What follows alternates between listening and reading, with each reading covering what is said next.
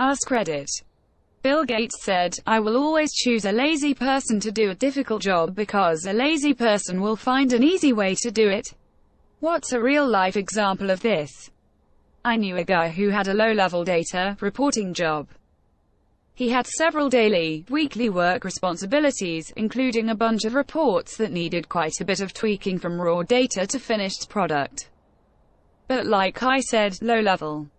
We didn't find out until way later, but he had set up macros for each of his major responsibilities where he could. Once set up, he'd just run the macros to do his work, but then he'd, smartly, hold off on delivering the reports until just a little before the deadlines. He'd hit every assignment and was seen as reliable.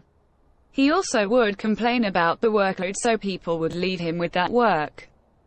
I doubt he did a full hour of work a day after he set up what he did. Eventually he left the job for one with better pay. But damn did he work lazy.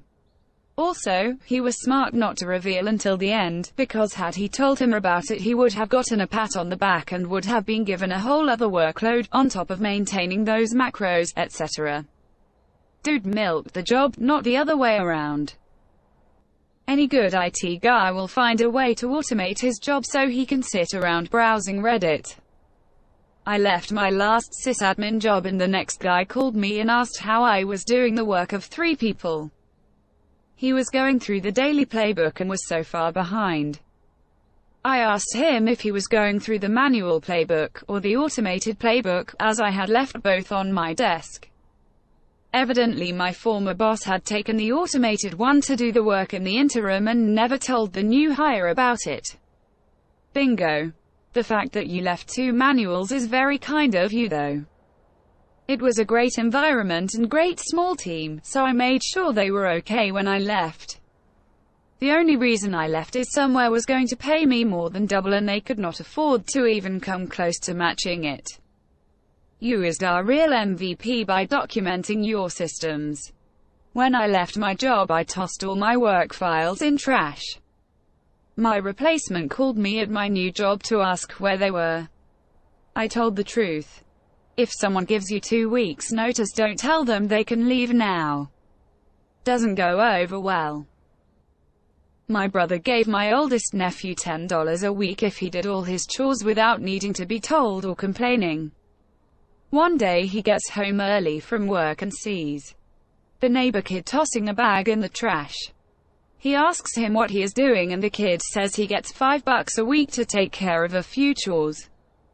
My nephew outsourced his chores. Outsourcing and child labor.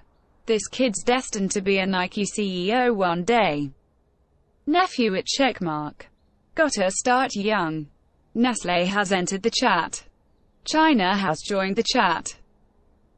I plug clocks in at midnight so they're already set.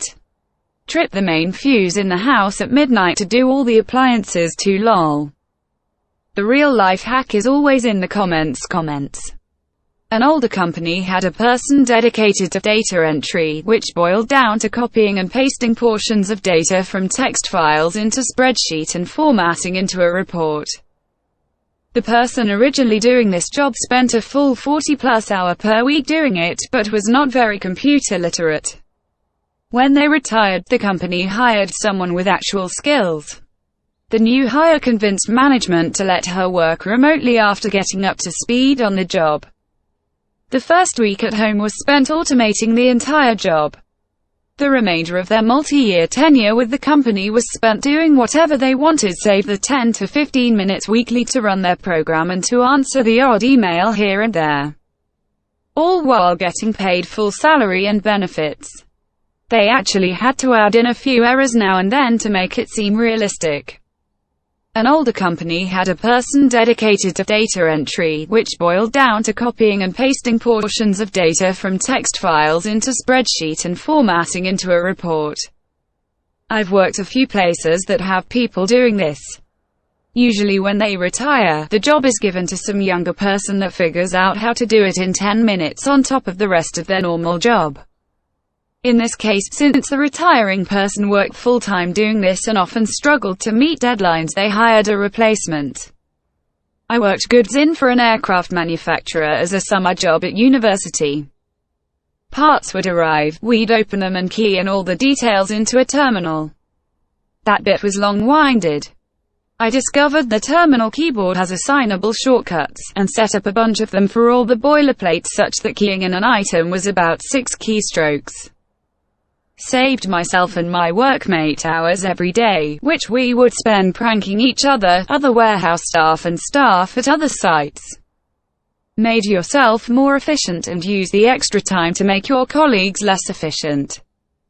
Thanos balanced meme.jpg. Made yourself more efficient and use the extra time to make your colleagues less efficient. Ron Swanson has entered the chat. Given the choice of doing something and doing nothing, I will always choose doing nothing. Unless doing something helps someone else do nothing. Years ago as a student I got a job stocking shelves. Guys were carrying the heavy boxes, put them on the floor and bend each time to pick up the items to put on the shelves. I was maybe a light 100-pound woman, and carrying the boxes was just killing me physically. So one day I had an idea. I put the box on an old desk chair and rolled it around. No more carrying and no more bending.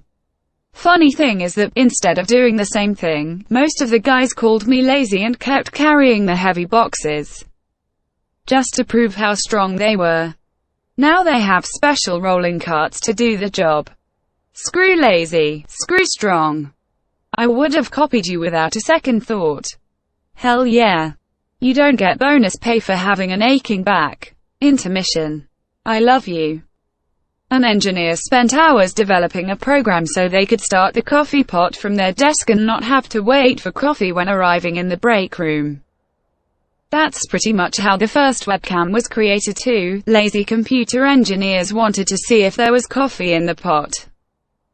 I'm so unbelievably happy that this is true. https://www.bbc.co.uk/news/technology-20439301.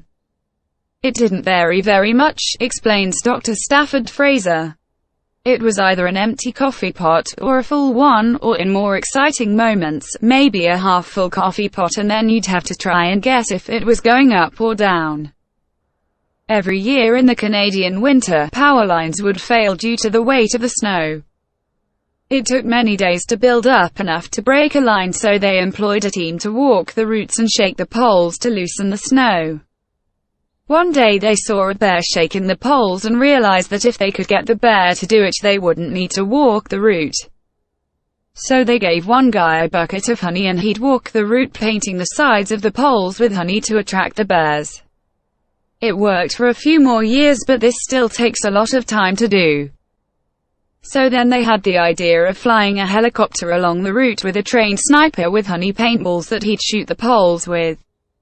On its maiden flight, the helicopter passed the lines and the downdraft blew away all of the snow. The flights continue to this day, but without the sniper. Wait, what? Is this true? If so, perfect example. Just had to Google it. It's one of those stories that floats around everywhere, but I've never seen any real evidence that it's actually true. I was invited to my friend's yearly apple picking. It was a full day of apples and kids and filling a truck for cider. I'm lazy and suggested we make the process more efficient with tarps on the ground. We managed in 2 hours what historically took all day. We didn't even get to the picnic lunch. Essentially, I ruined apple picking. IDGI. What did the tarp do to save time? I'm guessing that they were shaking the trees, then picking up the apples that fell. So with the tarp down, all they had to do was grab the corners and pour into a container. Basically how you harvest olives. Yup, but I love watching that machine go at those trees. My ex-boss gave me an Excel sheet. 124.000 rows Excel sheet. Had all the company customer data per row, twice. In some of those duplicates there was an error. She needed me to go over the list one row by row to check for mistakes and mark all the faulty entries I could find. through 124.000 rows. She wanted me to do that using the arrow down key and my mouse. I thanked her.